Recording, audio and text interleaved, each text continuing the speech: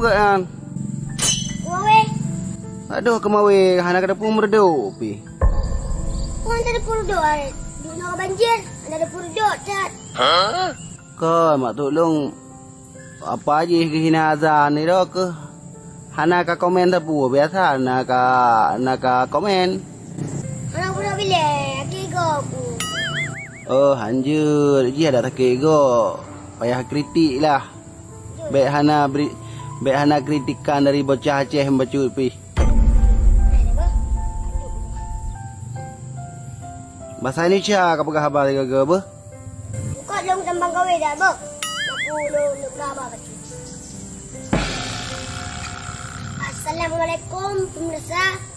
Hari ini bocah Aceh ingin menyampaikan sesuatu kepada pemirsa. Pemirsa tahu tak berita yang sedang viral? Menteri Agama Yakut. Menteri Agama yang menyamakan suara azan dengan suara anjing menggonggong. Sungguh sangat biadab. Kok suara azan disamakan dengan suara anjing? Padahal azan itu penuh dengan kalimat suci. Azan itu tersusun dari takbir, 5 syahadat dan juga tahlil. Jadi menghina azan sama dengan menghina kalimat syahadat. Saya heran, apakah Menteri Agama tidak paham arti azan? Apakah Menteri Agama kemasukan iblis sehingga takut dengan suara azan? Karena biasa yang takut dengan suara azan adalah iblis. Maka kami atas nama bocah Aceh mendesak Pak Jokowi untuk segera pecat Menteri Agama yang melecehkan Islam. Kami malu punya Menteri Agama bodoh dan kami tak bisa terima ada Menteri Agama yang tak faham agama. Kami saja yang masih kecil tahu azan. Tahu azan itu kalimah mulia. Azan itu panggilan untuk menghadap Allah. Azan memanggil orang yang sedang lupa dan azan memanggil orang yang lalai. Maka perlu suara yang besar. Masa panggil orang yang jauh tidak boleh besar? Alah Pak Menteri Agama. Kenapa semakin tua semakin bodoh? Apa memang Pak Menteri tak pernah ngaji ya? Apa dengan mudah ingin mengatur suara azan?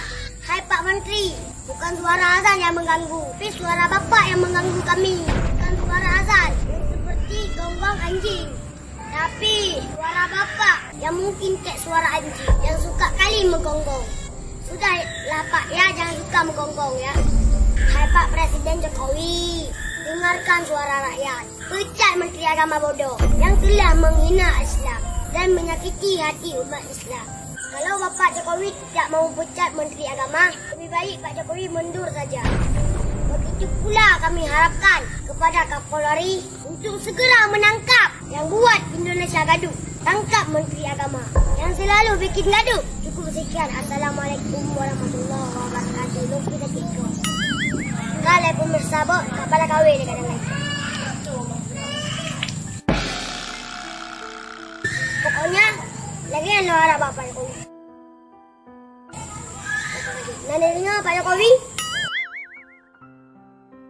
Tungkol dong, hai kawan.